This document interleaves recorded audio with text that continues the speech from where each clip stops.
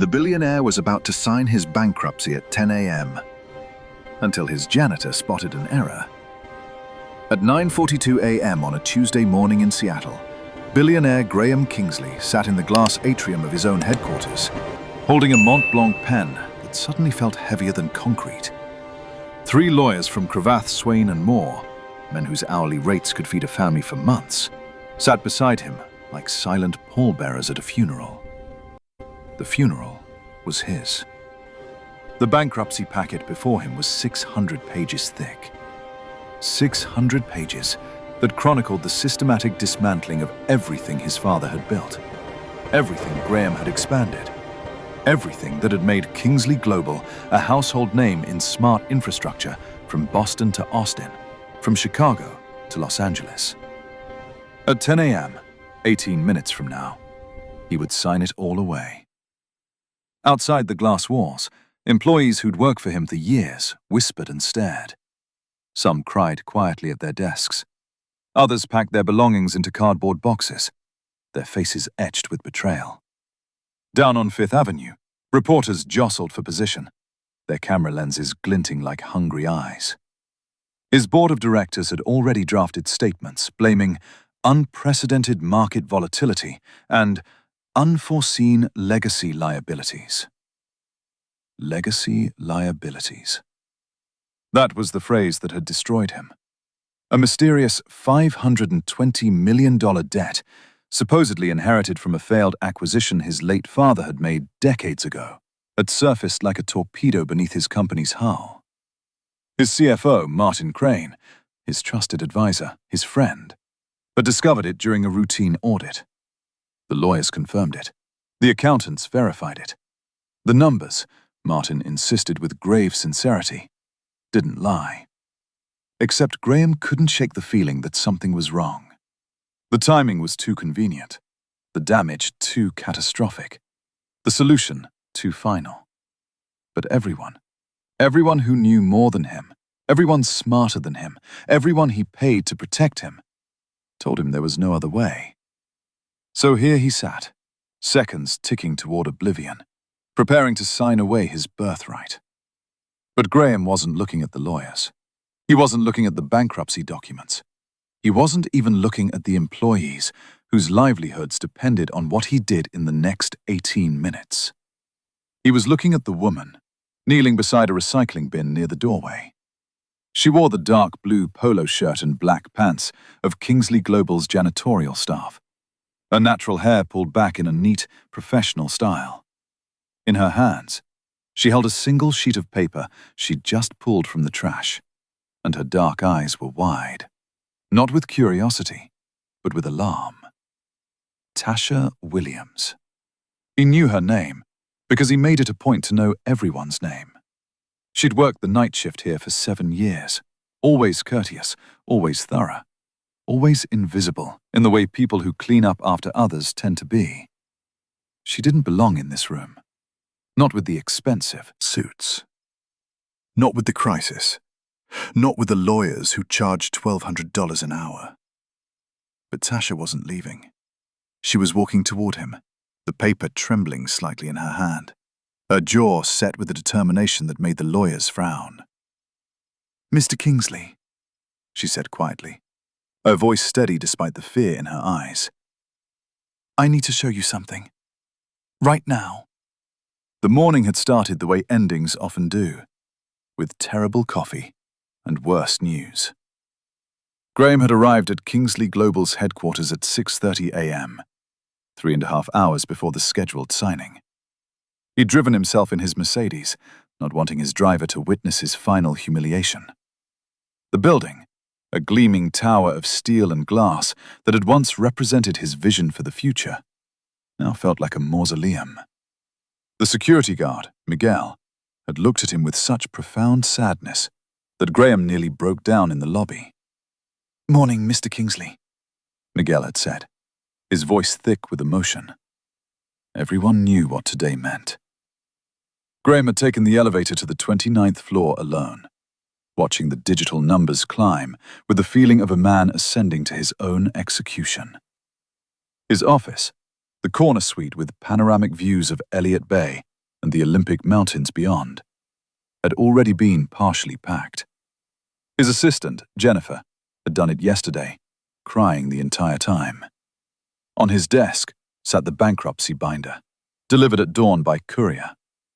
Beside it, a bottle of Macallan 25 his father had given him the day Graham took over the company. For your greatest triumph or your darkest hour, his father had said. You'll know which when the time comes.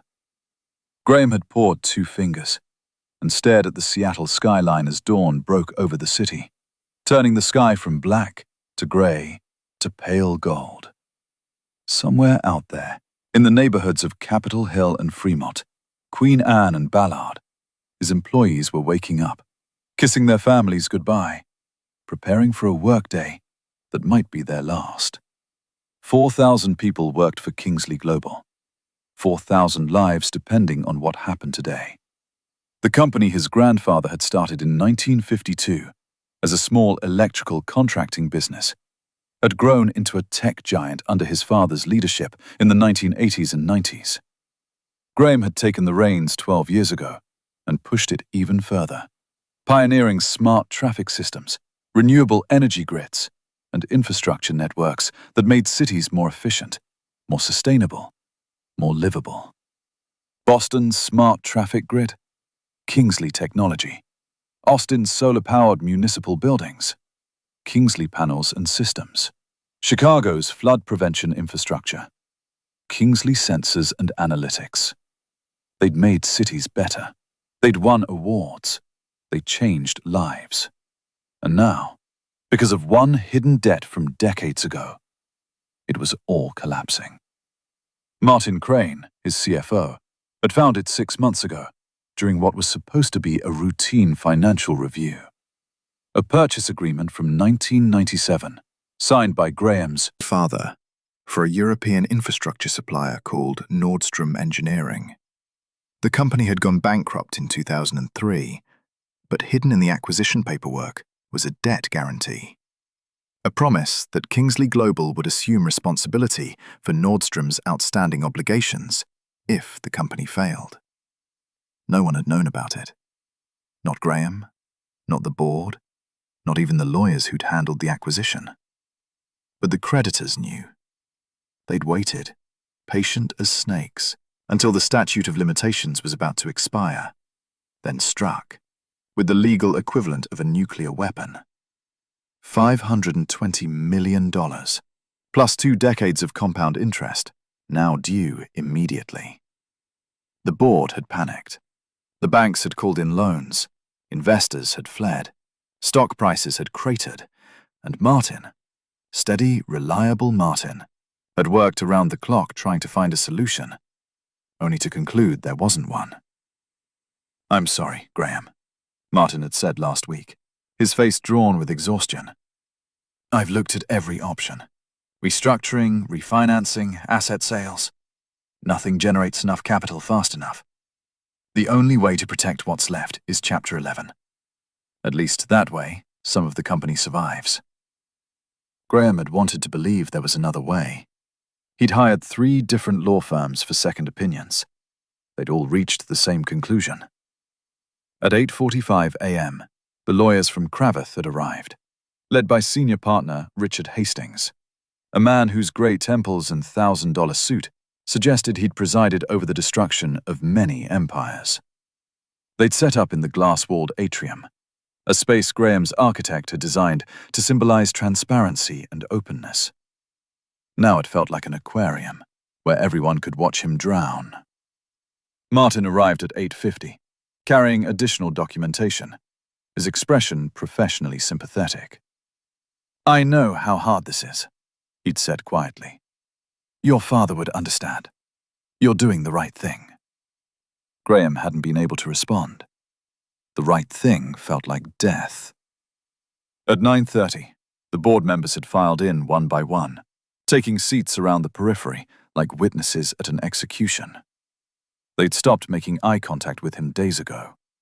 Now, at 9:42, everything was ready. Hastings cleared his throat. "Mr. Kingsley, I understand this is difficult, But we need to begin. The filing window at the federal courthouse closes at noon, and we need time to process the paperwork. Graham picked up the Mont Blanc pen. His hand was steady, which surprised him. He'd expected to shake. The first page of the document bore his company's logo, the stylized K and G intertwined, representing innovation and legacy. Soon it would represent failure.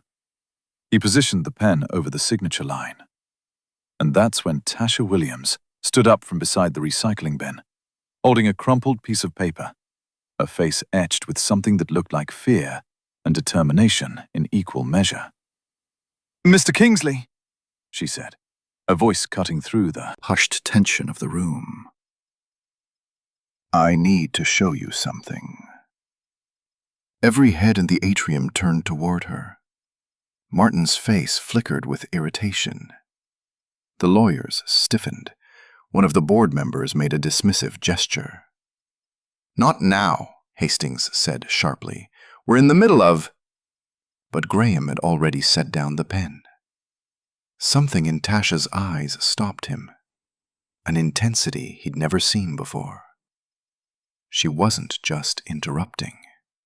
She was terrified of what would happen if she didn't. "What is it?" Graham asked quietly. Tasha approached the table, the paper trembling in her hand. Up close, Graham could see it was a printed spreadsheet, partially torn, with coffee stains in one corner. The kind of document that ended up in recycling bins 100 times a day. "I found this," she said, her voice low but firm.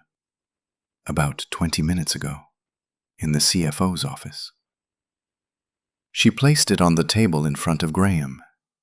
Martin stood abruptly. "This is completely inappropriate.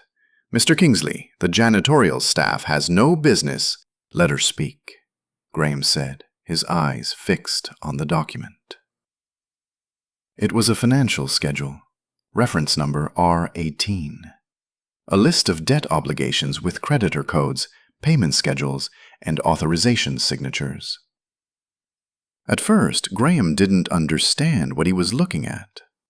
Then Tasha's finger pointed to a specific line item. "There," she said. "That number. The creditor code." Graham squinted at it. A string of digits and letters. CRNDX 984-773-8473-EU. "What about it?" Hastings asked impatiently. Tasha took a breath, and Graham saw her hands ball into fists, as if steadying herself for what came next. "That code has a repeating sequence," she said. 7 digits that repeat. That's not how automated systems generate creditor identifiers. That's a manual override signature. Someone entered this by hand. The room went very quiet. Martin's face had gone pale. "That's absurd. All our financial records are generated by—" "I know how systems work," Tasha interrupted, her voice stronger now. "Before I came here, I worked in military financial operations. I've seen manual overrides. I know what they look like." Graham's heart had begun to pound. He looked at Tasha, really looked at her, and saw something he'd missed for 7 years. This wasn't just a janitor. This was someone who understood numbers the way he understood infrastructure. "Are you saying," Graham said slowly, his voice barely above a whisper, "that this debt was entered manually into our system?" "I'm saying," Tasha replied, meeting his eyes, "that someone at this company manufactured this liability. And I think I know who." 13 years ago, Staff Sergeant Tasha Williams had been one of the best financial systems technicians in the United States Army. Not the most famous, not the most decorated, but when commanders in Kabul or Baghdad needed to trace ghost payrolls, phantom vendors, or mysteriously disappearing reconstruction funds, they called her. She'd grown up in South Seattle, raised by a single mother who worked 2 jobs to keep them in a small apartment near Rainier Beach. Math had been her escape. While other kids played basketball in the park, Tasha sat on the stoop with library books about accounting, statistics, and computer systems, teaching herself how numbers told stories. The army had offered her a way out and up. She'd enlisted at 19, scored so high on the aptitude tests that they'd fast-tracked her into financial systems training. By 23, she was deployed to Forward Operating Base Falcon in Iraq, part of a unit investigating contractor fraud. That was where she'd learned to see what others missed. The warlords and corrupt contractors who stole reconstruction money weren't stupid. They understood that crude theft, truckloads of cash disappearing, drew attention. So they did something smarter. They manipulated databases. They created fake vendors. They altered timestamps and authorization codes in ways that looked legitimate to auditors who didn't know what to look for. But Tasha knew what to look for. She'd caught a lieutenant colonel who'd embezzled $2.3 million by creating a fictitious fuel supplier. She'd identified a contractor who charged the army for 40,000 concrete barriers that were never delivered. She'd traced a complex money laundering scheme that funneled US funds to a Taliban-connected construction company in Kandahar. Her superiors had loved her. Her targets had feared her. And Tasha had believed she was doing something that mattered. Then her mother got sick. The diagnosis had come via a Red Cross message while Tasha was deployed. Advanced ovarian cancer, already stage 4 by the time they caught it. The army gave Tasha emergency leave, and she'd flown home to Seattle to find her mother, the woman who'd sacrificed everything to raise her, withering away in a hospital bed at Harborview Medical Center. The treatment plan was aggressive, experimental, expensive. Tasha's army benefits covered some of it, but not enough. Not nearly enough. She'd made the hardest decision of her life.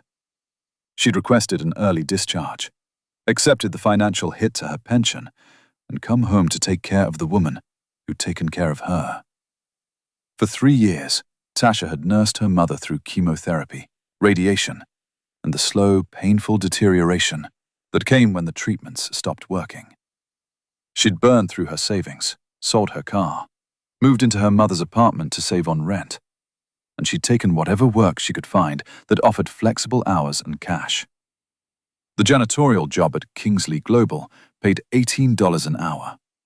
Night shift, 10 p.m. to 6 a.m., 5 days a week. It wasn't glamorous. It wasn't what she'd trained for. But it meant she could be with her mother during the day, and the health insurance, barely adequate as it was, helped with the medication costs. Her mother had died 2 years ago, passing quietly in her sleep, while Tasha held her hand. And Tasha had just stayed. At the job, in the routine, cleaning offices, emptying trash, mopping floors. She told herself it was temporary, that she'd start applying for financial analyst positions soon, that her skills weren't wasted. But months turned into years, and somehow she'd become invisible. Just another member of the cleaning crew. Nobody looked at her twice. Nobody asked about her past. Which meant nobody noticed what she noticed. The financial documents left on desks. The spreadsheets still open on unlocked computers. The trash bins full of drafts and printouts that revealed far more than anyone intended. For years, Tasha had said nothing. It wasn't her business. She was just there to clean.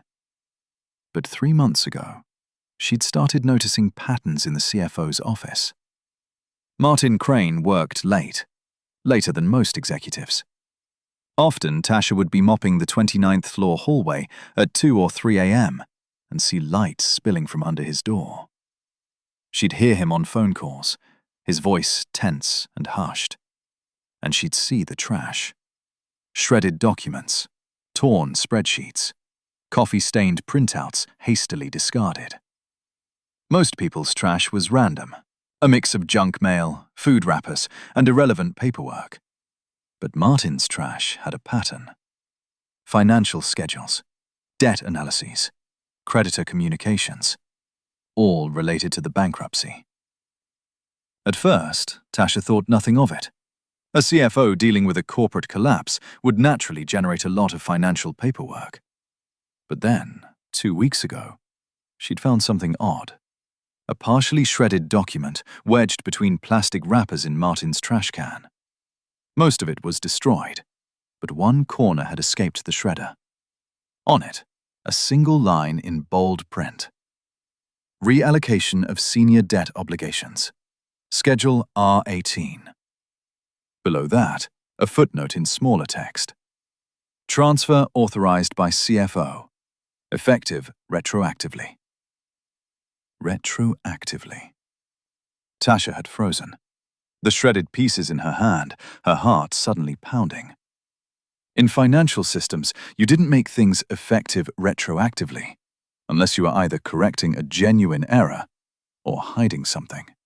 And corrections went through official audit processes. They didn't get shredded and thrown in the trash. She'd taken the document fragment home and spent the rest of that night staring at it, her old instincts kicking in. Something was wrong. She could feel it the same way she'd felt it in Baghdad when she first spotted irregular patterns in contractor payments. But what could she do? She was a janitor. Nobody would listen to her. And accusing a CFO of fraud based on a fragment of a shredded document was professional suicide, especially for someone who needed this job. So she'd done what she did best. She watched, and she waited. Over the next 2 weeks, Tasha had started paying closer attention to Martin's office. Not in an obvious way. She wasn't rifling through his desk or reading his emails. But she noticed things. The times he worked late, the pattern of his phone calls, the specific documents he printed and then destroyed. She'd learned his rhythms, learned when he was most careless.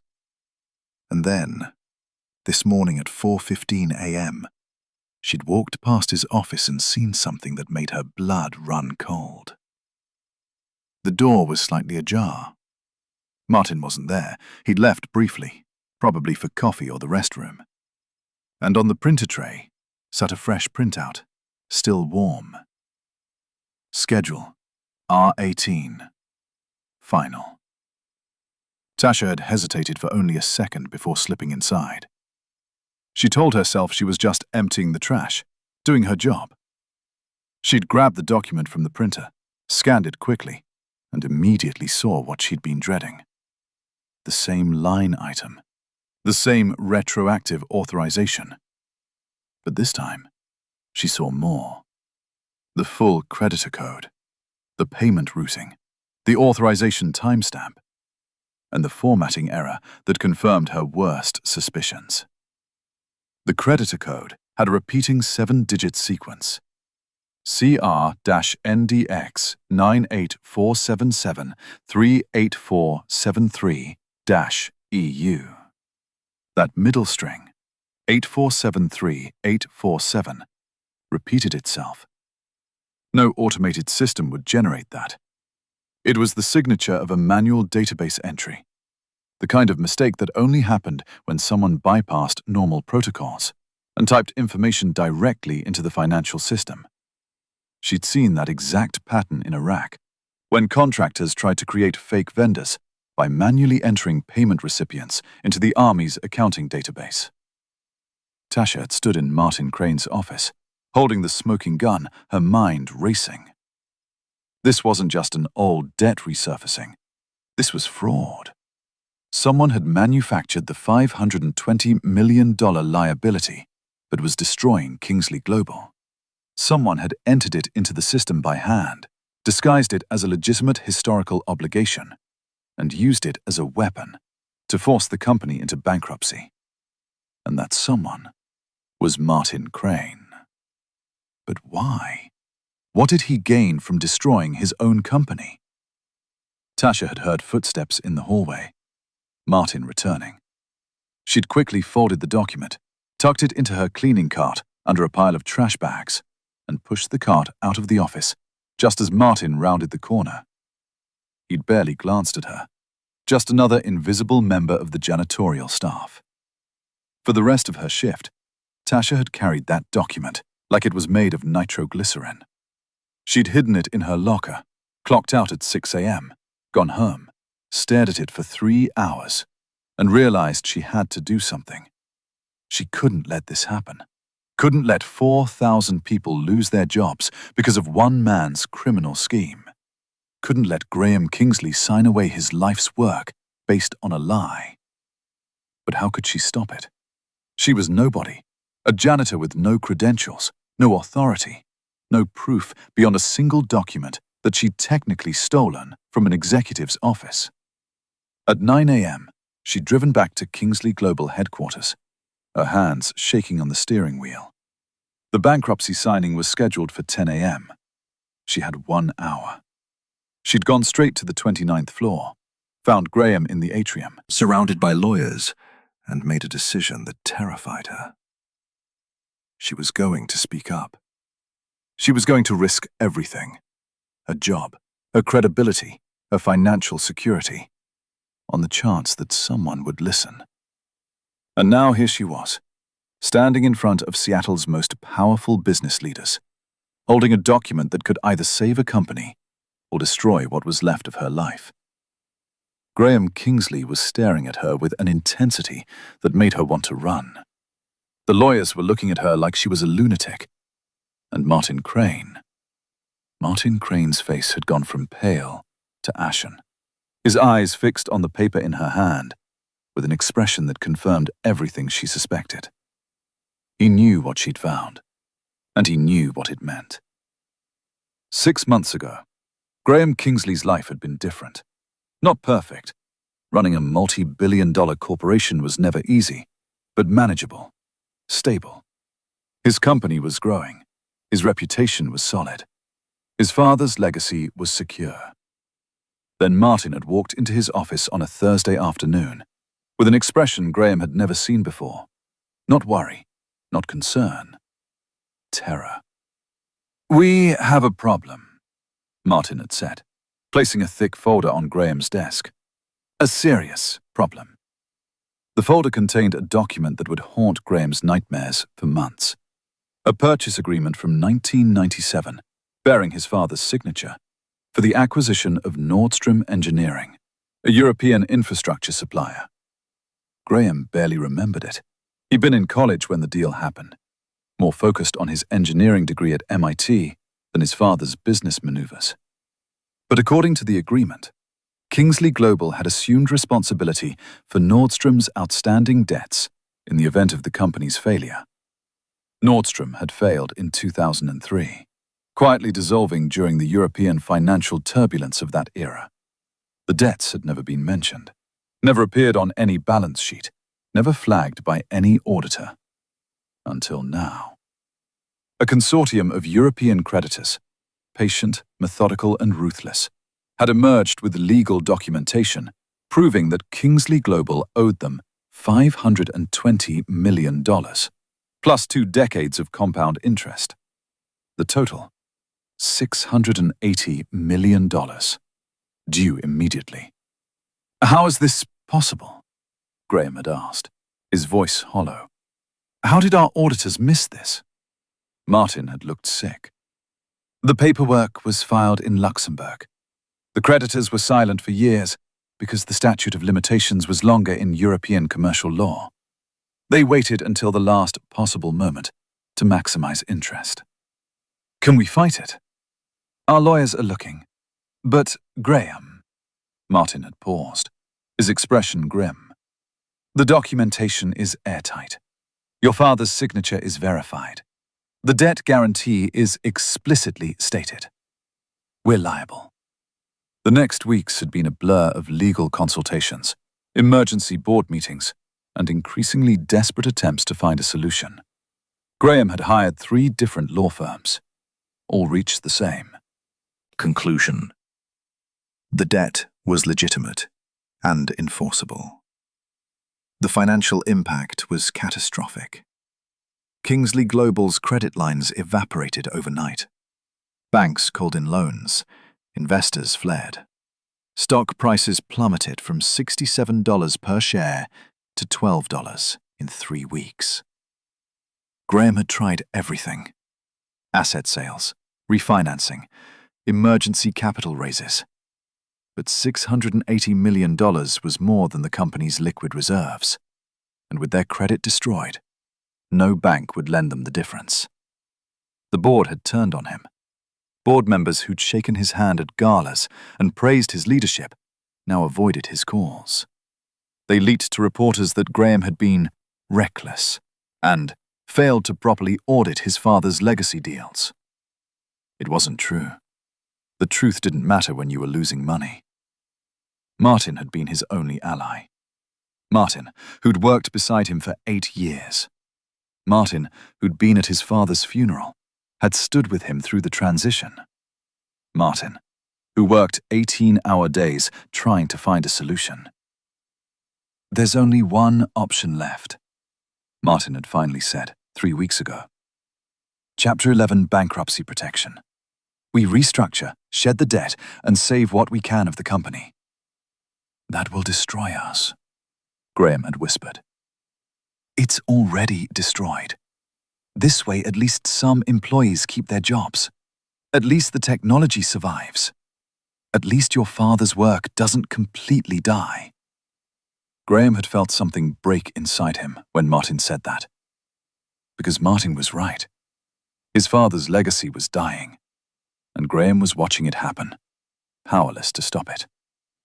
Robert Kingsley had built this company from nothing. An electrician's son from Tacoma, he'd started with a small contracting business in the 1950s, gradually expanding into larger projects, commercial work, then government contracts. By the 1980s, Kingsley Electrical was one of the Pacific Northwest's premier infrastructure firms. When Robert handed the company to Graham in 2013, he'd pulled his son aside at the transition ceremony. This isn't just a business, his father had said, his hand heavy on Graham's shoulder. It's people's livelihoods, families, futures. You carry that responsibility now. Don't let them down. Graham hadn't let them down. He'd grown the company, innovated, expanded into smart city technology that made Kingsley Global a national leader. And now he was about to destroy it all. The past 6 months had been a slow-motion nightmare. Graham stopped sleeping more than 3 hours a night. He lost 15 pounds. His wife Sarah watched him deteriorate with increasing alarm. "This isn't your fault," she'd said one night, finding him at 2 a.m. staring at financial reports. "It is my fault," Graham had replied. "I should have audited everything. Should have checked every deal my father made. Should have... You can't audit 20 years of history. No one could have caught this." But Graham didn't believe her. The guilt was crushing. 4,000 employees, 4,000 families depending on him. And he was failing them. The bankruptcy filing had been scheduled for December 8th. The lawyers had spent weeks preparing the paperwork, organizing creditors, structuring the Chapter 11 process. It was all very official, very final. Graham had gone through the motions like a man walking to his execution. He'd recorded a video message for employees that would be released after the filing. He'd written personal letters to key staff members. He'd arranged severance packages where possible. And he'd started drinking the Macallan his father had given him. 2 fingers every night. Enough to help him sleep. Not enough to make him forget. This morning, at 4 a.m., he'd given up on sleep entirely. He'd driven to the office in the dark, parked in his reserved spot for what might be the last time, and ridden the elevator to the 29th floor. His office had felt like a museum. Every object, the photos of project sites, the engineering awards, the framed Forbes cover from 2019, when they'd called him the infrastructure visionary, now seemed like artifacts from someone else's life. He'd poured the whiskey, watched the sunrise, and waited for 10 a.m. The lawyers had arrived at 8:45. They'd set up in the atrium with the efficiency of undertakers preparing a funeral. Papers were arranged, pens were laid out. Everything was ready. Martin had arrived shortly after, his face drawn but composed. He'd said the right things, expressed the right regrets, been the steady presence Graham needed. At 9:30, the board members had filed in. Graham had read somewhere that execution witnesses in the old days used to gather to watch criminals die. The board felt the same way. Watching but not helping. Present but not supportive. Graham had picked up the pen at 9:42. And then Tasha Williams, a woman he'd barely noticed in 7 years, had stood up holding a piece of paper and said 3 words that changed everything. "I found this." Now, as she placed the document on the table, Graham felt a sensation he hadn't experienced in months. Hope. It was fragile, flickering, possibly foolish, but it was there. Because if Tasha was right, if this debt was manufactured, then everything he'd suffered for the past 6 months had been a lie. And someone in this room had orchestrated it. Graham's eyes moved from the document to Martin Crane, whose face had gone from pale to ashen, whose hands were now gripping the edge of the table so hard his knuckles had turned white. "Martin," Graham said quietly, his voice steady despite the pounding of his heart. "Is there something you'd like to tell me?" The atrium had gone silent, in the way rooms do when everyone stops breathing at once. Martin Crane stood frozen, his expensive suit suddenly looking too tight around his collar. His mouth opened, closed, opened again. "Graham, this is absurd. This woman has a name," Tasha interrupted, her voice sharp. "And I have more than just this document." She reached into her work shirt pocket and pulled out her phone. Her hands were steadier now, the initial terror replaced by something harder. She'd crossed the Rubicon. There was no going back. "For the past 3 months," Tasha said, her eyes fixed on Martin, "I've been watching you, watching your patterns, noticing things." "You've been spying on me." Martin's indignation would have been convincing if his voice hadn't cracked. "Mr. Kingsley, this is completely inappropriate. This woman has been violating privacy." "I've been doing my job," Tasha cut in. "Emptying trash, cleaning offices, and noticing that your trash contained a lot of shredded financial documents that shouldn't have been shredded." Graham held up a hand. "Everyone be quiet." He turned to Tasha. "Explain what you found. Slowly. Clearly." Tasha nodded and pointed again at the document. "This is Schedule R18, the debt schedule that forms the basis of your bankruptcy filing. According to this, Kingsley Global owes $520 million to a consortium of European creditors based on a 1997 acquisition agreement." "That's correct," one of the Cravath lawyers interjected. "We've verified." "The debt is real," Tasha agreed. "But the way it was entered into your financial system isn't." She pulled up a photo on her phone and handed it to Graham. It showed a close-up of the creditor code. CRNDX 984-773-8473 EU. "Look at the middle sequence," Tasha said. 847-3847. See how it repeats? 7 digits that appear twice in succession. That's not random. That's not how automated systems generate unique identifiers. Graham stared at the sequence. He wasn't a financial systems expert, but he understood databases and code generation. Tasha was right. Automated systems used algorithms that produced random appearing strings, precisely to avoid patterns like this.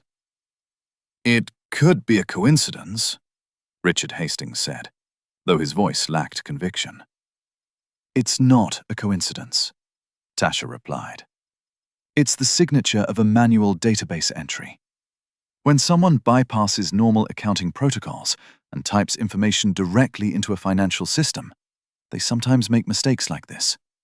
Repeated digits, obvious patterns, things that automated validation would catch, but manual entry can slip through."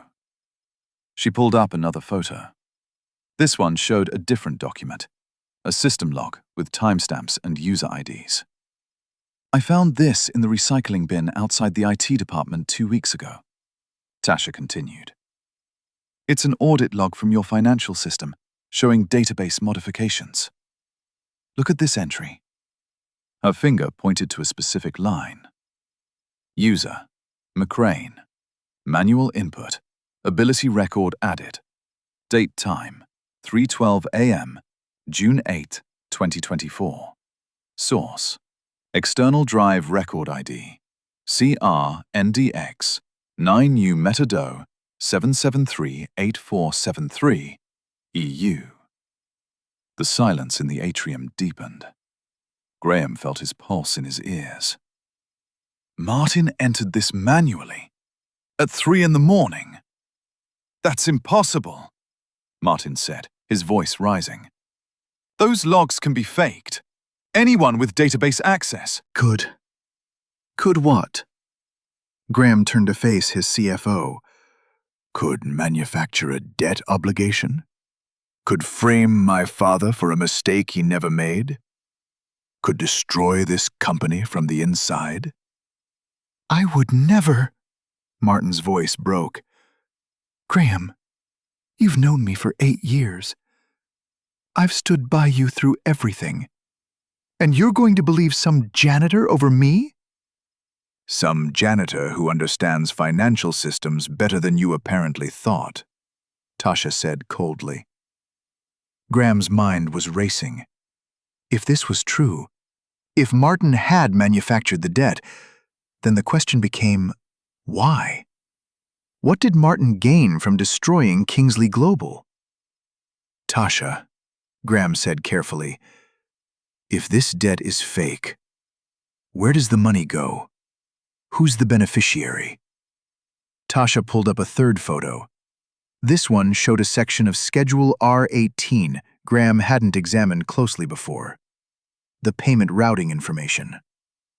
"The debt is supposedly owed to a consortium of European creditors called Nordstrom Recovery Partners," Tasha explained. "But look at the actual payment routing codes."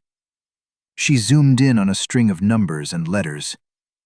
"These routing codes don't go to Luxembourg or any European bank. They route to a commercial bank in Delaware. And when I looked up the account holder," she paused, her eyes meeting Graham's. "It's registered to a holding company called KG Restructuring LLC. "I've never heard of that company," Graham said. "You wouldn't have," Tasha replied. "It was incorporated 4 months ago.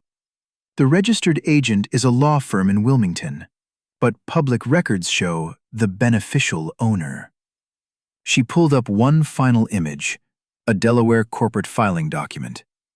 At the top, in neat typed letters, KG Restructuring LLC, principal owner, Martin Douglas Crane. The atrium exploded. "That's insane!" Martin shouted. "I don't own any. This is a setup. Someone is framing me." "Then explain the manual entry," Tasha shot back. "Explain why you entered a $520 million debt into the system at 3 a.m. using your own user credentials." "I didn't." "Then explain why you shredded drafts of Schedule R18 with handwritten notes about retroactive authorization. Notes I found in your trash. You had no right.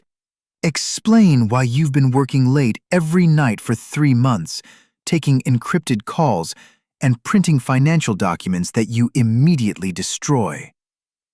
Martin's face had gone from pale to crimson. He looked at Graham with something between desperation and rage. You're actually believing this? Graham, I've saved your company a dozen times. You've destroyed my company, Graham said quietly, his voice colder than Tasha had ever heard. Haven't you? For a long moment, Martin said nothing. His jaw worked, his hands clenched and unclenched, and Tasha saw the exact moment he related he'd lost. His shoulders sagged, his eyes went dead. You should have just signed the papers, Martin whispered. The confession hung in the air like smoke. One of the board members gasped. The lawyer stared in shock. And Graham Kingsley, the man who'd been about to sign away everything, looked at his CFO with an expression Tasha couldn't quite read. Not anger, not even betrayal. Grief. Why? Graham asked. After everything. After 8 years. Why? Martin laughed, a hollow, bitter sound. Because I was tired of being your number 2. Tired of watching you get credit for my work. Tired of making $400,000 a year while you made $40 million. He gestured around the atrium. This building. I designed the financial strategy that paid for it. The Austin expansion. My deal structure. The Boston contract. My negotiations. You were compensated well, Graham said. I was compensated like an employee, not a partner, not an owner, just staff. So you decided to steal my company. Restructure it, Martin corrected. The private equity firm waiting in the wings, Blackstone Meridian. They offered me a 15% stake in the reorganized company if I could force you into Chapter 11. The bankruptcy would wipe out your equity, strip your control, and allow them to acquire the assets for a fraction of their value. After reorganization, I'd be CEO, finally getting the recognition I deserve. By destroying 4,000 people's lives, Tasha said. Martin looked at her for the first time, really looked at her, and Tasha saw recognition dawn. You, he whispered. You're the janitor who's always around. I never thought. You never thought the help was paying attention, Tasha finished. People rarely do. Graham had stood up. He moved slowly, deliberately, around the table until he faced Martin directly. How much of my father's legacy is real? The acquisition, the Nordstrom deal, any of it? All fake, Martin admitted. The documents were sophisticated forgeries. The European creditors were shell companies I set up. The whole thing was designed to look historical, legitimate, unquestionable. And it would have worked if... He glared at Tasha. If someone hadn't been digging through my trash. Your mistake, Tasha said, was assuming invisible people don't see anything. Graham stood very still, processing the magnitude of the betrayal. 8 years of trust, of partnership, of believing Martin was trying to save the company while he was actually dismantling it. Richard Hastings had finally found his voice. Mr. Kingsley, we need to contact federal authorities immediately. This is securities fraud, wire fraud, and already done, Tasha said. Everyone turned to stare at her. I called the FBI's Seattle field office 2 hours ago, she explained. Sent them copies of everything I found. Told them about the 10 a.m. bankruptcy signing. They're on their way. As if choreographed, the elevator dinged. 2 men in dark suits stepped out, followed by a woman carrying a federal agent's badge. Martin Crane? The woman asked. Martin didn't run, didn't fight. He just stood there, looking at Graham with something almost like regret. You were supposed to be smarter than this, Martin said softly. Supposed to just trust me. Just sign the papers. But you had to. He looked at Tasha. She had to. Federal agents, the woman interrupted. Martin Douglas Crane, you're under arrest for securities fraud, wire fraud, and conspiracy to commit corporate theft. As they handcuffed him, Martin looked back at Graham one last time. You know what the worst part is? The company you're so proud of. I built half of it. And history will remember you as the visionary, while I'm just the criminal. You're right, Graham said quietly. You did build half of it. But instead of being remembered as a builder, you'll be remembered as a thief. And that's entirely your choice. They led Martin away. The atrium remained silent for a long moment after the elevator doors closed. Then Graham turned to Tasha, and she saw tears in his eyes. You saved everything, he whispered. Why? You didn't owe me anything. Tasha thought about her mother, about the years of sacrifice, about working in the shadows while other people lived in the light. My mother used to say that dignity isn't in what job you do, Tasha replied softly. It's in what you do when no one's watching. I couldn't watch a lie destroy good people's lives, not when I could stop it.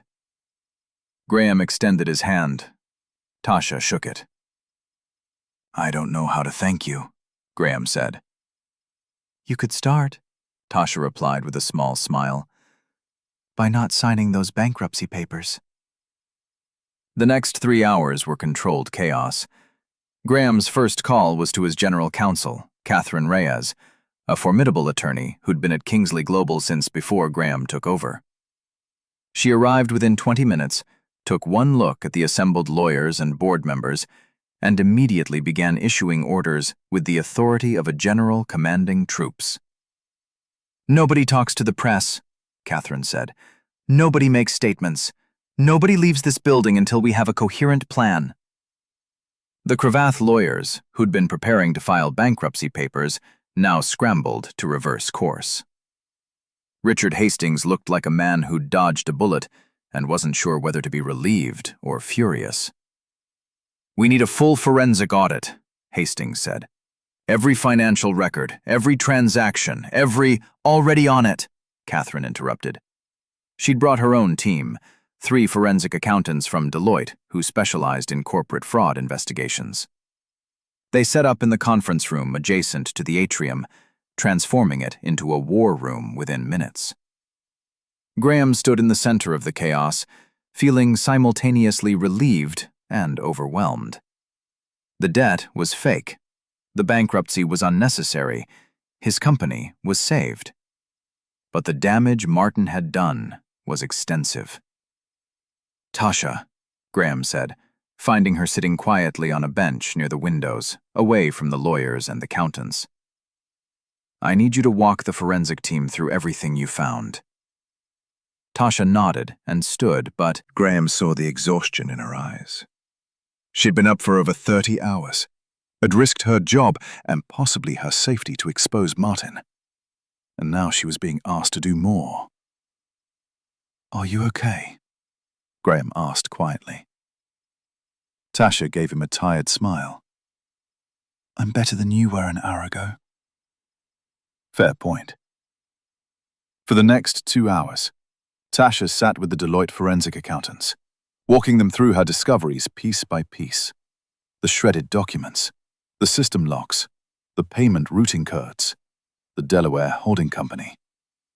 The lead accountant, a woman named Patricia Voss, who looked like she enjoyed catching criminals more than most people enjoyed their hobbies, took meticulous notes and asked pointed questions. You said you found the first document 3 months ago. Patricia asked. Yes, a shredded draft with a reference to retroactive authorization. And you didn't report it immediately? Tasha hesitated. I wasn't sure what I was seeing. I needed more evidence. And honestly, I wasn't sure anyone would believe a janitor accusing a CFO of fraud. Patricia nodded, her expression softening slightly. That's actually smart. If you'd come forward too early, Crane could have covered his tracks. By waiting and gathering more evidence, you built a case he couldn't deny. As Tasha recounted her investigation, Patricia's team worked in parallel, accessing Kingsley Global's financial systems and pulling every record associated with the fabricated debt. What they found was both impressive and disturbing. Martin Crane had been meticulous. The fake debt had been inserted into the company's financial systems with enough historical documentation to fool multiple audits. He'd created fake emails, backdated correspondence, fabricated board minutes, and even manufactured signatures on ancient documents using high-quality forgery techniques. This took planning, Patricia said, staring at her computer screen. Months of planning, maybe years. He didn't just wake up one day and decide to steal a company. When did it start? Graham asked, looking over her shoulder.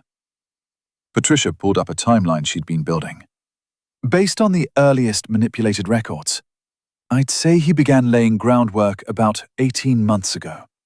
Small changes at first, altering old acquisition documents, planting references to the Nordstrom deal in archived board minutes, creating a historical narrative that would be hard to dispute. But why wait so long to trigger it? Graham asked. Because he needed the market conditions to be right, Patricia explained. If he'd tried this during a strong economic period, you'd have had more resources to fight back. But 6 months ago, tech infrastructure stocks were already declining. Supply chain issues were hurting margins. He saw a window where a major debt revelation would be maximally devastating and minimally suspicious. Graham felt sick.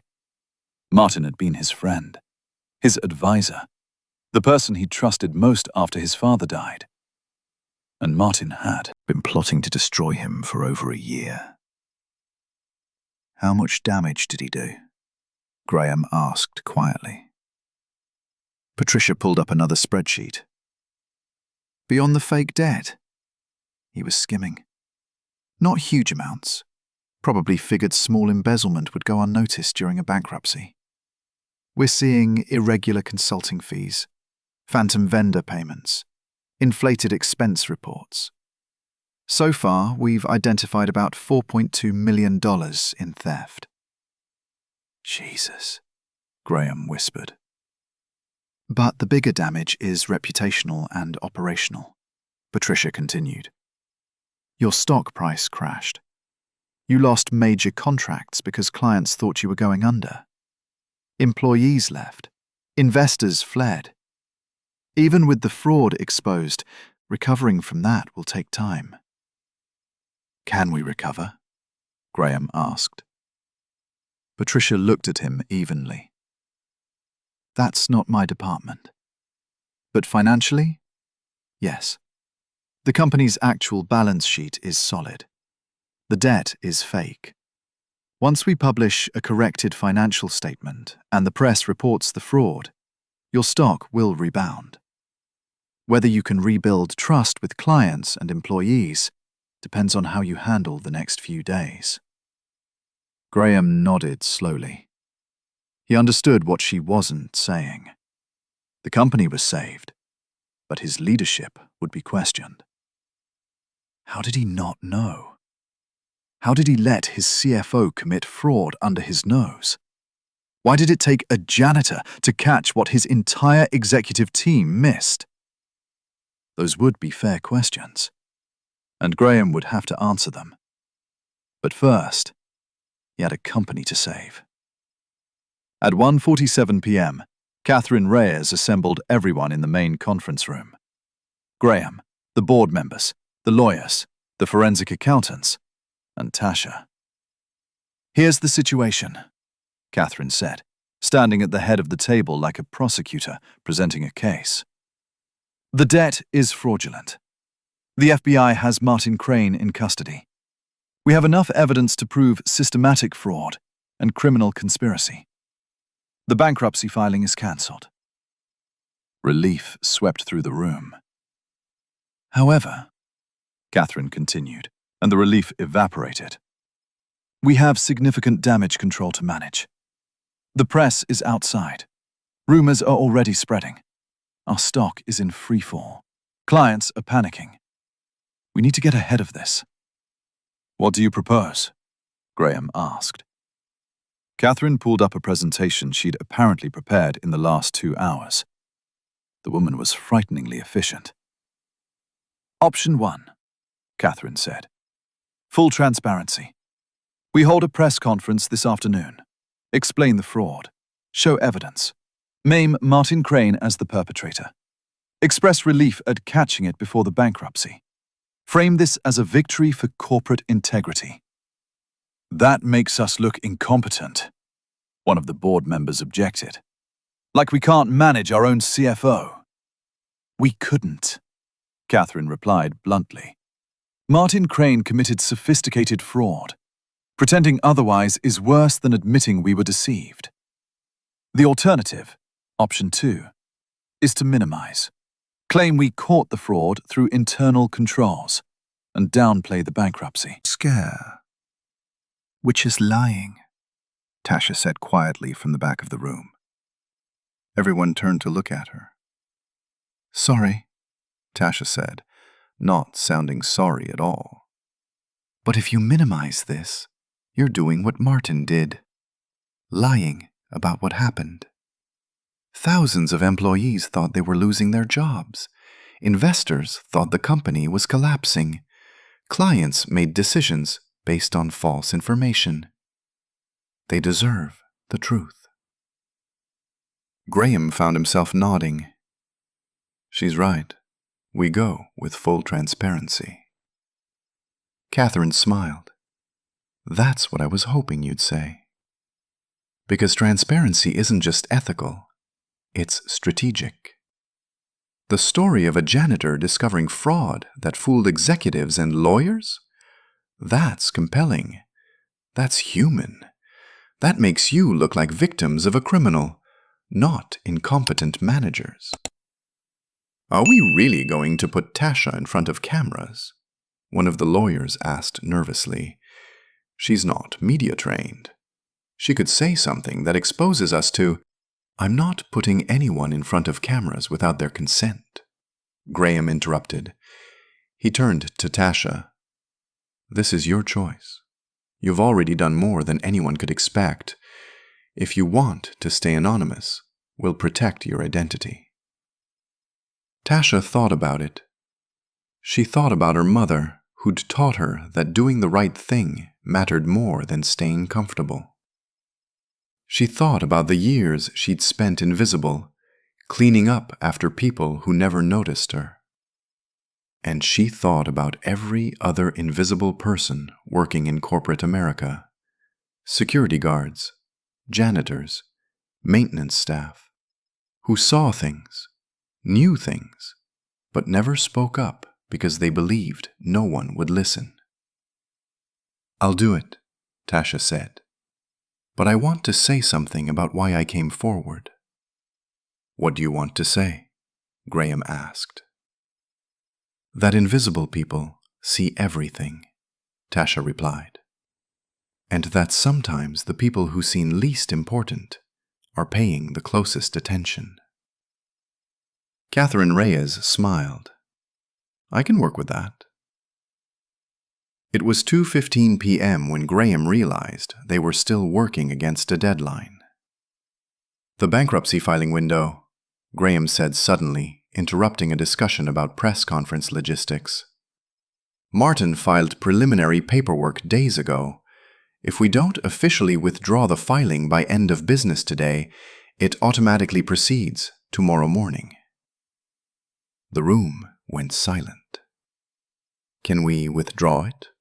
Graham asked his lawyers. Richard Hastings nodded. Yes, but we need to file a formal notice of withdrawal with the federal bankruptcy court. And we need documentation showing the debt that prompted the filing is fraudulent. How long does that take? If we rush, 3 hours. But we need signatures from the board, affidavits from the forensic accountants, a notarized statement from you, and then we start now, Graham said. Catherine, coordinate with Richard's team. Patricia, I need your preliminary findings in writing ASAP. Board members, I need you to sign off on the withdrawal. For the next 3 hours, Kingsley Global's leadership worked with focused intensity. Lawyers drafted documents. Accountants compiled evidence. Board members reviewed and signed affidavits. Tasha found herself swept up in it, providing statements, answering questions, and watching as her discoveries were transformed into legal documents that would officially exonerate Kingsley Global and condemn Martin Crane. At 4:30 p.m., Graham's assistant Jennifer burst into the conference room. Mr. Kingsley, you need to see this. She pulled up a news website on the main screen. The headlines screamed, "Breaking! Kingsley Global CFO arrested for fraud. Bankruptcy filing in doubt." "How did they?" Graham started. "Federal arrest records are public," Catherine said. "Someone at the courthouse leaked it. We need to get ahead of this story now." Graham made a decision. "Schedule the press conference for 5:30 p.m., here in the atrium. And someone please make sure Tasha is okay with this." Tasha, who'd been reading the news article over someone's shoulder, felt her stomach flip. This was really happening. In less than an hour, she'd be standing in front of cameras, no longer invisible, telling the world how a janitor saved a billion-dollar company. "I'm okay," she said, not entirely sure it was true. Jennifer appeared beside her. "Come with me. We need to get you ready." "Ready for what?" Jennifer smiled kindly. "The press is expecting corporate executives in expensive suits. We need you to look like yourself. We just need to make sure you're comfortable." 20 minutes later, Tasha stood in an executive bathroom, staring at her reflection. Jennifer had gently suggested a fresh shirt, a Kingsley Global polo from the employee store, and helped her straighten her hair. But Tasha had insisted on keeping her work pants and her sneakers. "I'm not pretending to be someone I'm not," Tasha said. "Good," Jennifer replied. "Because that's why this story matters. You're real." At 5:15 p.m., the atrium was transformed into a press conference venue. Cameras were set up. Reporters crowded behind police barriers. News vans from every Seattle station lined Fifth Avenue. Graham stood beside Tasha near the windows, both of them watching the chaos. "Are you sure you want to do this?" Graham asked quietly. "Once you tell this story, your life changes. Privacy, anonymity, all of it goes away." Tasha thought about the years she'd spent invisible, thought about her mother's voice telling her that dignity wasn't in your title, but in your choices. "My mother used to say that being seen isn't the same as being visible," Tasha said. "You can be seen every day and still be invisible. But being visible, really visible, means people can't ignore you anymore." Graham nodded slowly. "For what it's worth, I see you now. I should have seen you years ago." "A lot of people should have," Tasha replied. "But most people don't see past the uniform." At 5:30 p.m. exactly, Catherine Reyes stepped to the podium. "Good evening. I'm Catherine Reyes, General Counsel for Kingsley Global. Thank you for coming on short notice. I'll make a brief statement, then Mr. Kingsley and Miss Williams will take questions." The cameras focused. The reporters quieted. Catherine spoke clearly and precisely. "This morning, Kingsley Global was prepared to file for Chapter 11 bankruptcy protection, based on what we believed was a legitimate $520 million debt obligation. However, At approximately 9:40 a.m., we discovered that this debt was fraudulent. Our CFO, Martin Douglas Crane, systematically fabricated financial records to manufacture a crisis that would force the company into bankruptcy, allowing him and his co-conspirators to acquire corporate assets at a fraction of their value.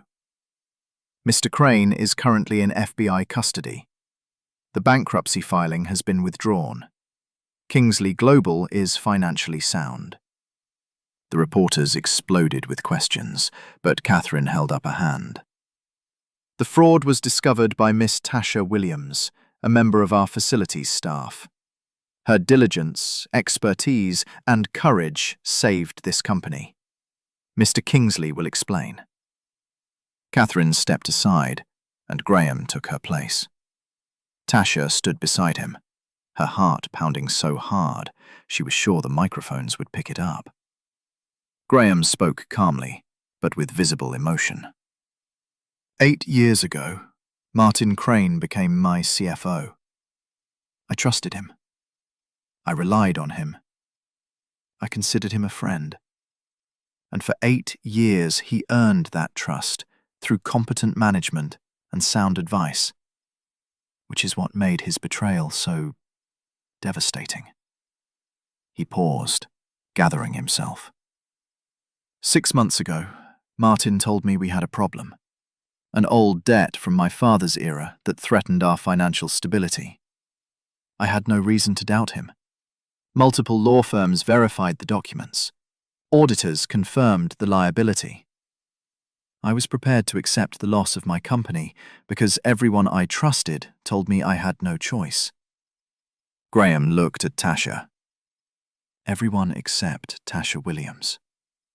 While I was signing away my life's work, Tasha was doing her job, emptying recycling bins, cleaning offices, working the night shift. But unlike everyone else, Tasha noticed things. She saw patterns in discarded documents. She recognized errors in financial codes that my accountants missed. And she had the courage to speak up.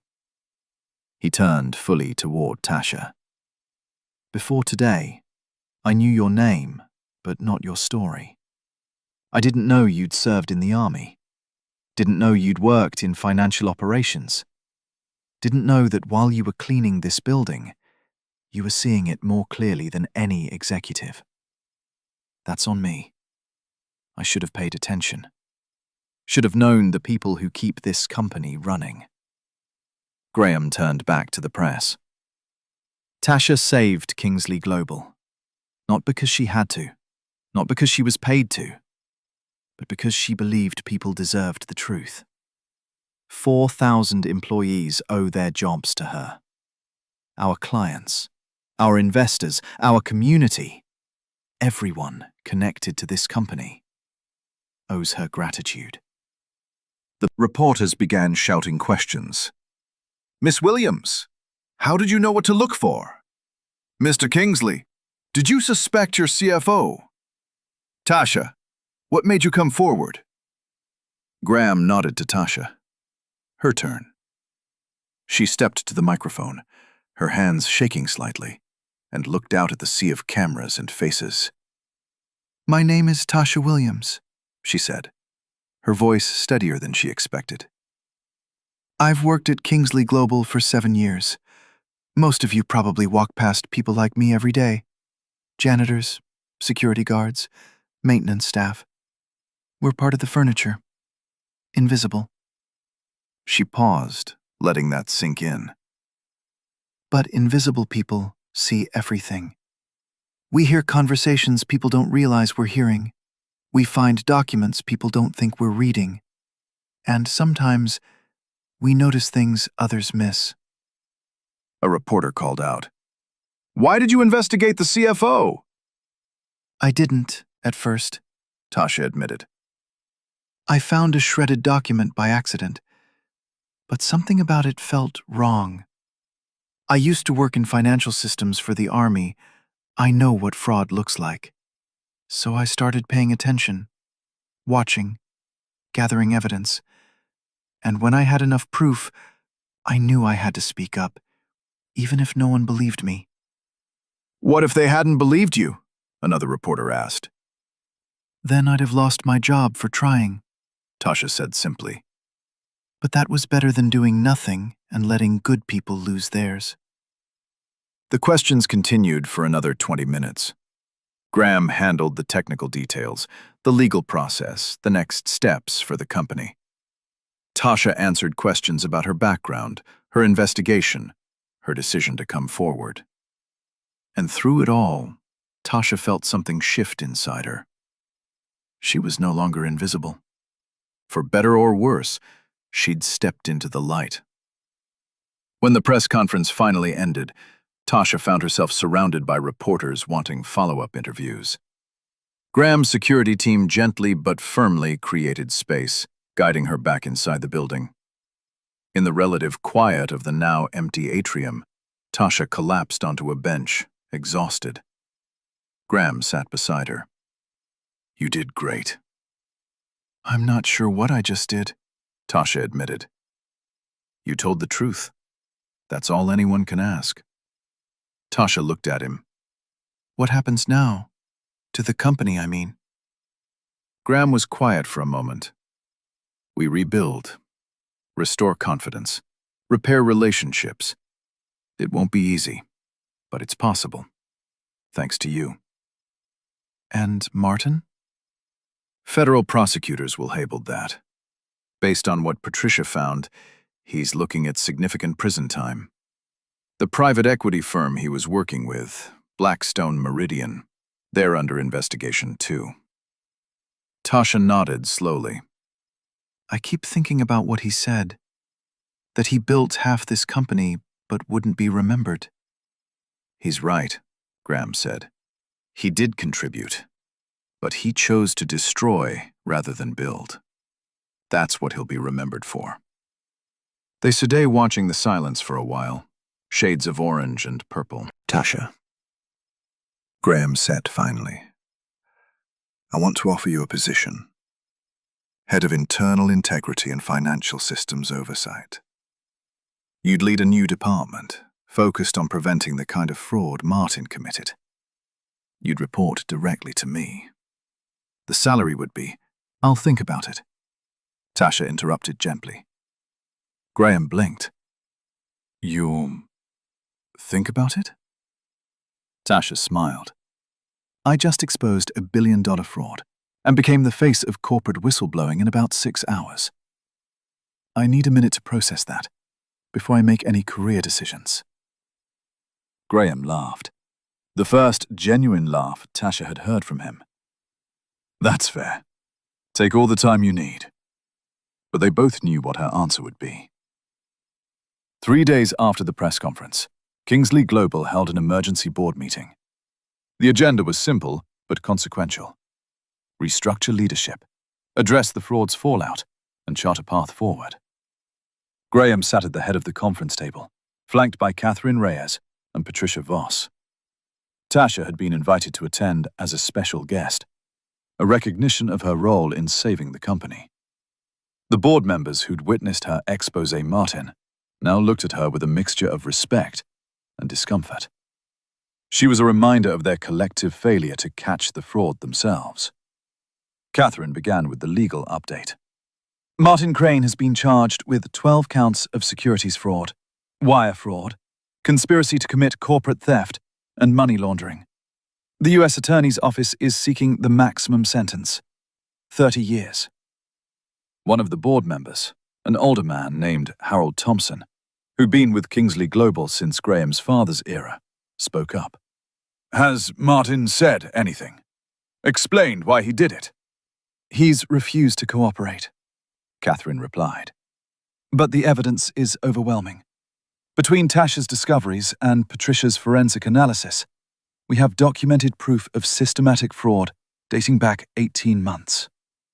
Patricia pulled up a presentation showing the full scope of Martin's scheme. The Nordstrom engineering debt was entirely fabricated.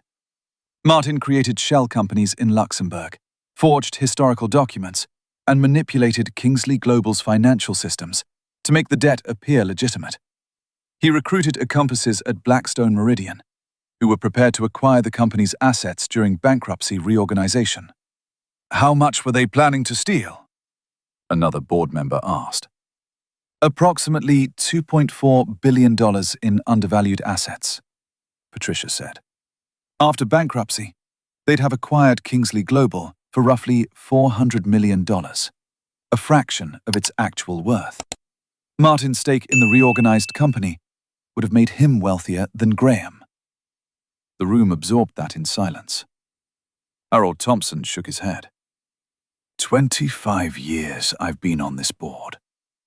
I've never seen anything like this. With respect, Tasha said quietly. That's part of the problem. Everyone turned to look at her. Fraud happens because people Don't expect it, Tasha continued. Martin knew that. He knew you'd trust your CFO. Knew you'd believe the documents he showed you. Knew you'd assume anyone with his credentials and track record couldn't be lying. That trust was his weapon. What should we have done differently? Harold asked, and he sounded genuinely curious. Question everything, Tasha said. Trust, but verify. Have independent audits. Create systems where one person can't manipulate records without others noticing. And listen when people raise concerns, even if those people don't have executive titles. Graham nodded. Which is why we're restructuring our oversight processes. Catherine presented the new governance plan. Effective immediately, Kingsley Global is implementing comprehensive external audits every quarter, mandatory rotation of oversight responsibilities, whistleblower protections for all employees, and a new internal integrity department led by... She paused, looking at Tasha. Well, hopefully led by Tasha Williams, if she accepts the position. Tasha felt every eye in the room on her. She'd spent the last 3 days fielding interview requests, job offers from other companies, and even a call from a literary agent suggesting she write a book about her experience. The sudden visibility was overwhelming. But Graham's offer was different. It wasn't about capitalizing on fame. It was about actually fixing the problems that had allowed Martin's fraud to happen. I'll accept, Tasha said. On one condition. Name it, Graham replied. I want autonomy. If I'm building a department to prevent fraud, I need authority to investigate anyone, including executives and board members. No restrictions, no sacred cows. The board members shifted uncomfortably. Harold looked at Graham. That's a lot of power to give someone who was cleaning offices a week ago. Someone who was cleaning offices and caught what our entire executive team missed, Graham corrected. If we're serious about integrity, we need to be serious about accountability. Tasha has both. The board voted. It wasn't unanimous. 3 members abstained, but the motion passed.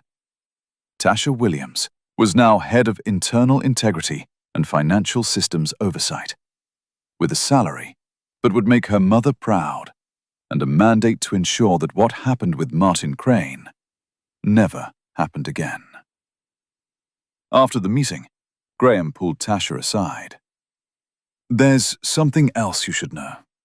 The FBI investigation uncovered Martin's co-conspirators at Blackstone Meridian. 4 executives are being charged. The firm itself is facing regulatory action. Good, Tasha said simply.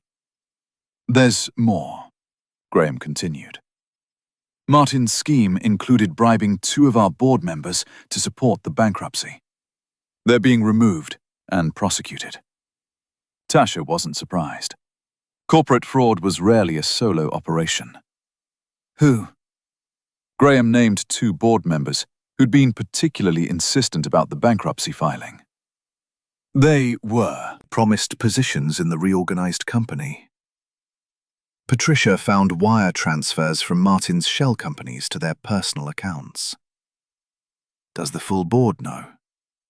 As of 10 minutes ago. Catherine just informed them. They'll resign by end of business today, or we'll expose them publicly. Tasha thought about the complexity of the scheme. Martin had been methodical, patient, and thorough. He'd built a conspiracy that should have worked. It would have worked if Tasha hadn't been paying attention. Do you ever wonder, Tasha said slowly, how many companies this is happening to right now? How many CFOs or executives are running similar schemes that no one's catching? Graham was quiet for a moment. All the time. And it terrifies me. Then maybe we should do something about it. Like what? Tasha smiled. Once we fix things here, I'd like to develop a training program. Teach other companies how to spot fraud. Create detection systems. Build a network of integrity professionals. Make it harder for the next Martin Crane. Graham studied her face. You're thinking bigger than just Kingsley Global. Your company isn't the only one that needs this, Tasha said. And I'm not the only person working in corporate America who knows how to spot fraud. We just need to be heard. Then let's make sure you're heard, Graham replied. Build your department. Build your program. Whatever resources you need, you have them. 6 weeks after the fraud's exposure, Kingsley Global was showing signs of recovery. The stock price had rebounded to $58 per share, not quite the $67 it had been before Martin's scheme, but climbing steadily. Major clients like Boston's Transportation Authority and Austin's Energy Department had renewed their contracts. Employees who'd been job hunting now stayed, reassured by the transparency Graham had shown. The press coverage had been extensive and largely positive. Headlines like, "Janitor Saves Company," and "The Whistleblower Who Saw What Executives Missed," had turned Tasha into something of a folk hero. She'd received job offers from Fortune 500 companies, speaking invitations, and even interest from documentary filmmakers. She'd turned down most of it. She had work to do. Tasha's new department, Internal Integrity and Financial Systems Oversight, occupied a suite of offices on the 28th floor, one level below Graham's executive suite. She'd assembled a small team, 3 financial analysts, 2 former FBI investigators who specialized in corporate fraud, and a data scientist who built detection algorithms. Their mission was straightforward: ensure that what Martin did could never happen again. The first change was structural. Tasha implemented a dual authorization system for all financial entries over $10,000. Any debt, liability, or obligation required sign-off from both the finance department and an independent auditor. Manual database entries were prohibited, unless accompanied by documented justification, reviewed by multiple parties. Second, Tasha created an anonymous reporting system where any employee, from executive to janitor, could flag suspicious activity without fear of retaliation. The reports went directly to her department, bypassing the traditional management chain. Third, and most controversially, Tasha instituted quarterly integrity audits, where her team randomly reviewed financial records, executive communications, and operational decisions. No one was exempt. Not executives, not board members, not even Graham. The first audit had caused tension. Tasha's team had flagged several expense reports from senior executives that contained irregularities. Nothing criminal, but enough to suggest carelessness or entitlement. Tasha had presented the findings to Graham privately. "These aren't fraud," Tasha had said, showing him the reports. "But they're examples of poor oversight.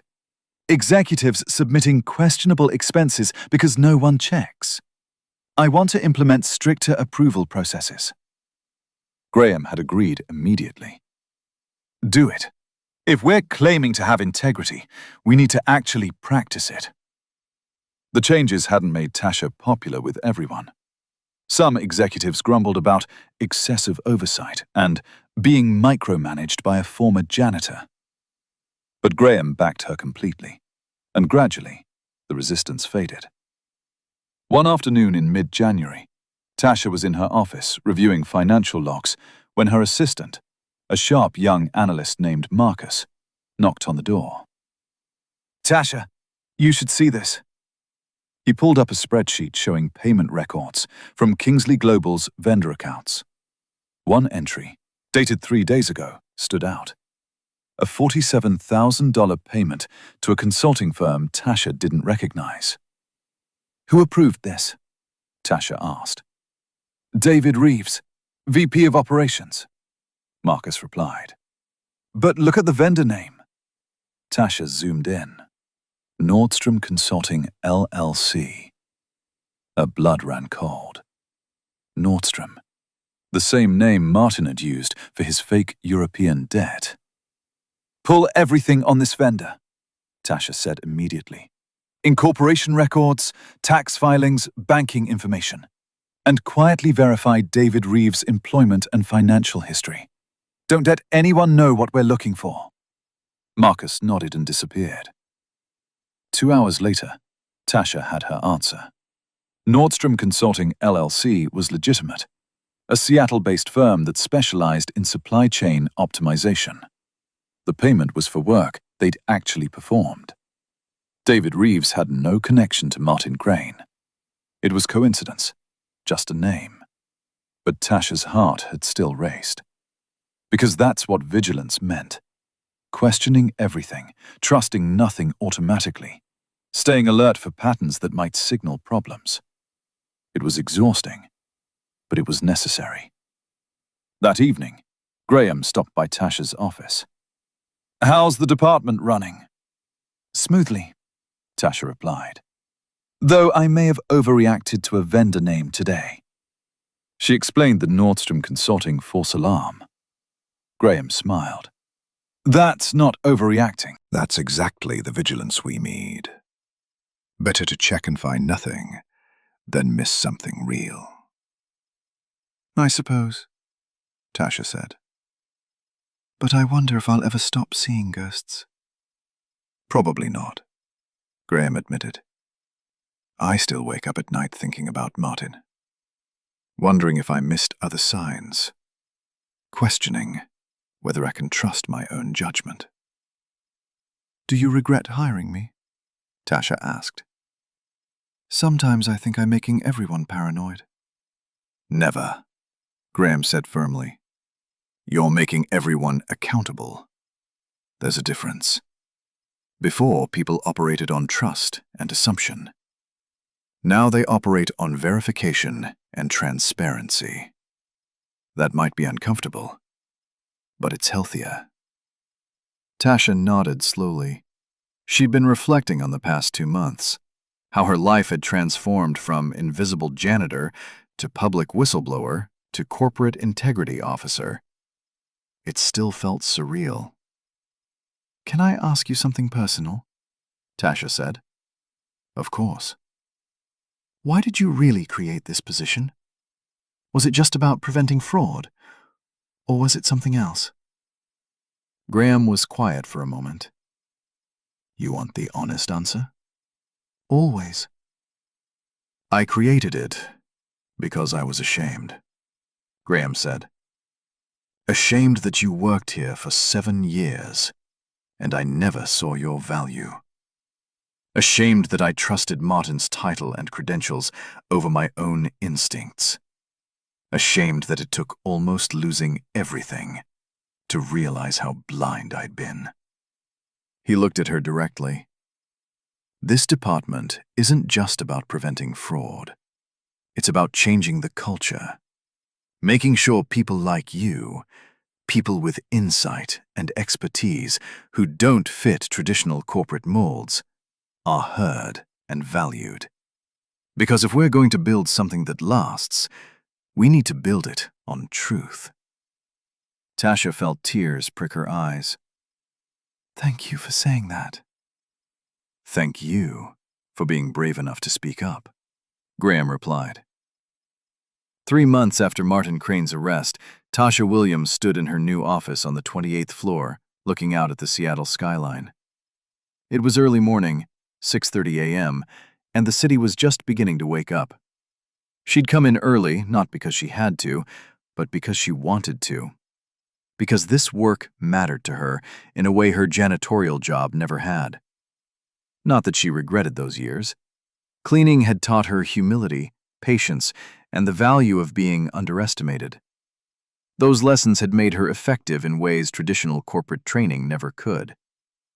Her phone buzzed. A text from her daughter, Maya, who was now a junior at the University of Washington, studying accounting. "Saw your interview on Bloomberg. Mom, you were amazing. Grandma would be so proud." Tasha smiled, tears blurring her vision. Her mother. The woman who'd raised her alone, who'd taught her dignity and principle, who'd sacrificed everything so Tasha could have opportunities.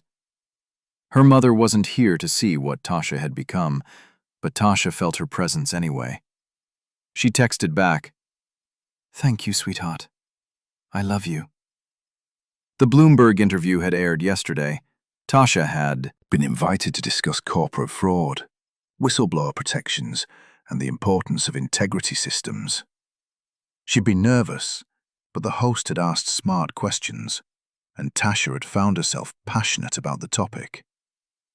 Halfway through the interview, the host had asked, "What advice would you give someone who suspects fraud at their company but is afraid to come forward?" Tasha had thought carefully before answering. "I'd tell them that fear is natural. Speaking up is terrifying. You risk your job, your reputation, your safety. But silence is worse. Silence allows fraud to continue, allows good people to suffer, allows criminals to win." She'd paused, gathering her thoughts. "I'd also tell them they're not alone. There are legal protections for whistleblowers, organizations that support them, and more people listening than they think. When I walked up to Graham Kingsley with that document, I had no idea if he'd believe me. But I knew that not trying was the same as being complicit. So I tried. And it worked. Not because I was special, but because I had evidence and courage. Anyone can have those." The interview had gone viral. Tasha's inbox was now flooded with messages from people across the country. Some thanking her, some asking for advice, some sharing their own stories of suspected fraud. It was overwhelming, but it also gave her hope. That afternoon, Graham called an all-hands meeting in Kingsley Global's main auditorium. 4,000 employees, everyone from executives to maintenance staff, gathered to hear him speak.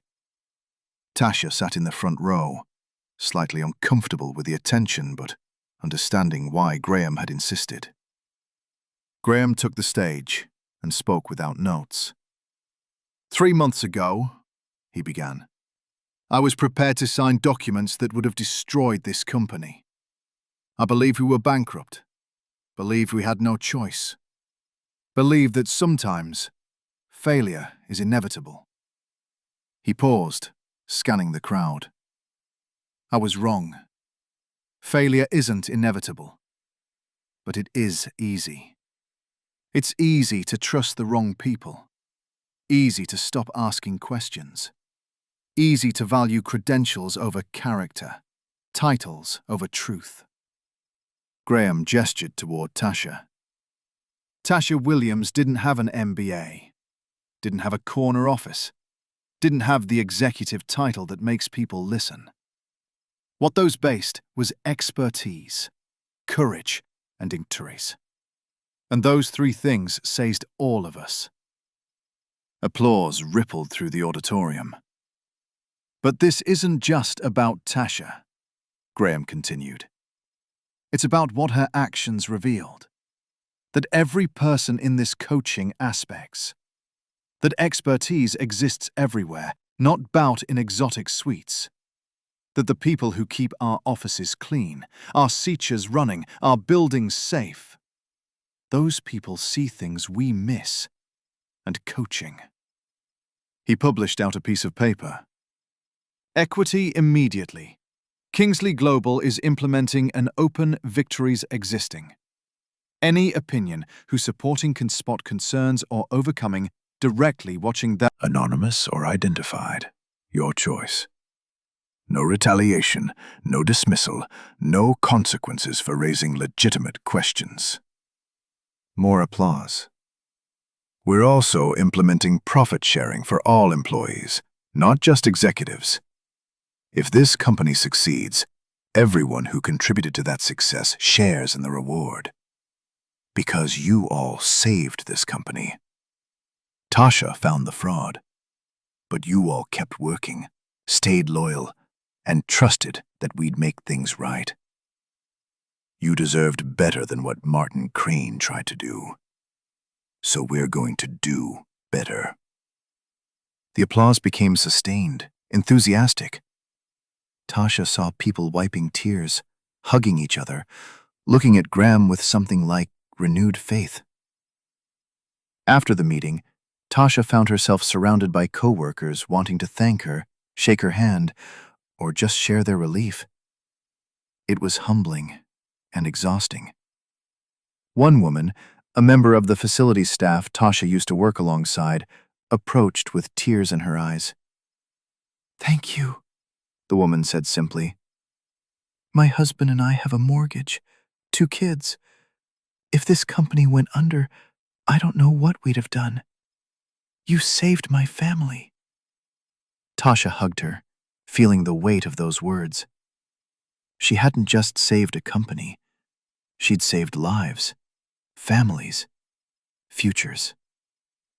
That evening, Tasha drove to her old apartment in South Seattle, the place she'd shared with her mother during those final years.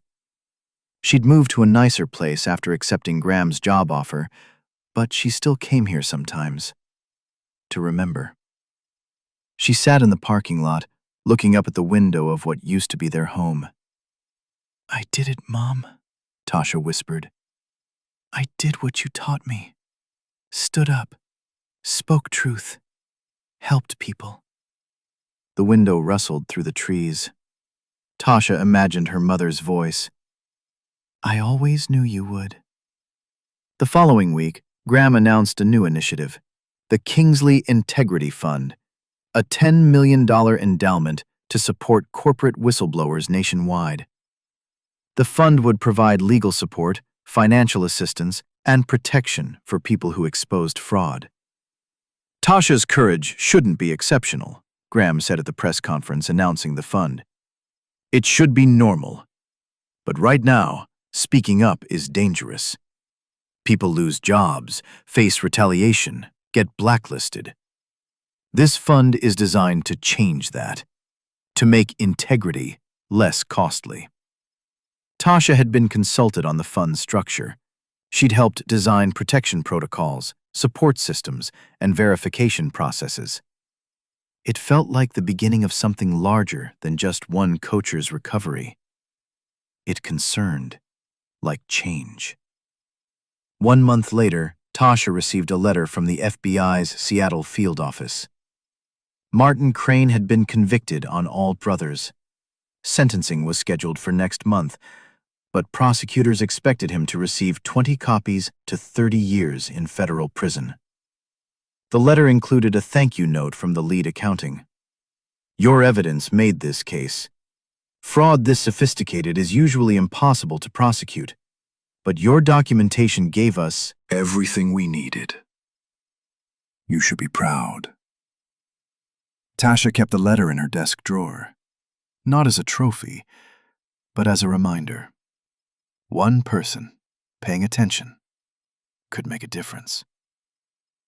6 months after the fraud's exposure, Fortune magazine ran a cover story. The Janitor Who Saved a Billion-Dollar Company. The article detailed Tasha's investigation, her background, and the broader implications of her story. The final paragraph read, Tasha Williams represents something corporate America often forgets. Expertise and insight exist everywhere, not just in executive suites. The people we overlook, janitors, security guards, administrative staff, often see what leaders miss. They hear what's really being said in hallways and conference rooms. They notice patterns others ignore. The question is whether anyone listens. At Kingsley Global, someone finally did. And in doing so, saved not just a company, but a principle. That truth matters more than titles, and courage is more valuable than credentials. Tasha kept that magazine in her office, not out of ego, but as proof that invisible people could become visible. That quiet observation could become loud advocacy. That doing the right thing, even when terrifying, was always worth it. Epilogue. 1 year after Martin Crane's arrest, Tasha Williams stood at a podium in Washington, D.C., testifying before Congress about corporate fraud and whistleblower protections. She wore a professional suit now. She'd learned that visibility came with expectations, but kept her mother's silver necklace beneath her collar, a reminder of where she came from. "Members of the committee," Tasha said, her voice steady. "I'm not here as a hero. I'm here as someone who got lucky. Lucky that my employer listened. Lucky that I had evidence. Lucky that I wasn't fired or retaliated against." She paused, looking at the senators and representatives arrayed before her. But most whistleblowers aren't lucky. Most lose their jobs. Most face harassment. Most watch as the fraud they exposed continues because they lack legal protection or financial resources to fight. She pulled out a folder containing letters she'd received over the past year. These are stories from people across America. A hospital administrator who reported patient care fraud and was fired. An engineer who flagged safety violations and was blacklisted. An accountant who questioned revenue manipulation and lost their career. All of them did the right thing. All of them suffered for it. Tasha set down the folder. If we want more people to speak up, we need to make it safer to do so. Stronger legal protections, better enforcement of anti-retaliation laws, financial support systems, cultural change that values integrity over loyalty. The committee members asked questions. Tasha answered honestly, drawing on her experience and the stories of others she'd learned about. When her testimony finished, one senator, an older woman from Massachusetts, approached her. "Ms. Williams, what you did took remarkable courage." "Thank you, Senator," Tasha replied. "But it shouldn't require courage. It should just be normal." "Perhaps," the senator said. "But until it is, we need people like you showing the way." That evening, Tasha flew back to Seattle. She'd been away from Kingsley Global for 3 days, the longest she'd been gone since starting her new position. Graham met her at the office the next morning. "How was D.C.?" he asked. "Productive. They're considering new whistleblower protection legislation. If it passes, it could make a real difference." "You're changing the world," Graham said. Tasha smiled tiredly. "I'm trying to make it slightly less terrible. There's a difference." "Not much of one," Graham replied. They walked through the building together, past offices where employees worked on smart city infrastructure, renewable energy systems, and transportation networks that made communities better. This was what Kingsley Global did. Built things that mattered, employed people who cared, created value beyond profit. And Tasha had saved it. Not with executive authority or financial expertise she'd gained in boardrooms, but with experience gained in shadows, watching and learning, developing the kind of observational intelligence that came from being systematically overlooked. The people who cleaned offices, who secured buildings, who maintained systems, who worked while others slept. The invisible people who saw everything. "You know what's funny?" Tasha said as they reached her office. "What?" "A year ago, I was emptying trash bins and mopping floors. Now I'm testifying before Congress. And you know what the hardest part is?" "What?" "Remembering that both versions of me are the same person. That I'm not more valuable now because I have a title. I was always valuable. Society just finally noticed." Graham nodded slowly. "That's the lesson, isn't it? That worth isn't determined by visibility. It's determined by character." "Exactly," Tasha said. "Which is why I'm starting a program to recruit integrity officers from non-traditional backgrounds. People who worked security, facilities, administration. People who know how to see what others miss because they've spent years being underestimated." "You're building an army," Graham observed. "I'm building a network," Tasha corrected, "of people who believe that truth matters and that speaking up is worth the risk." She thought about her mother, about the years of sacrifice and quiet dignity, about the lessons she'd learned watching someone work multiple jobs without complaint because it needed to be done. Some people worked in shadows. Others worked in spotlight. But work was work. Value was value. And doing the right thing had nothing to do with your title, and everything to do with your character. Tasha Williams had been a janitor. Now she was an executive.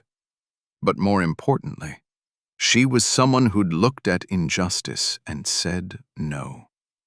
Who'd risked comfort for Principle. Who'd chosen courage over silence.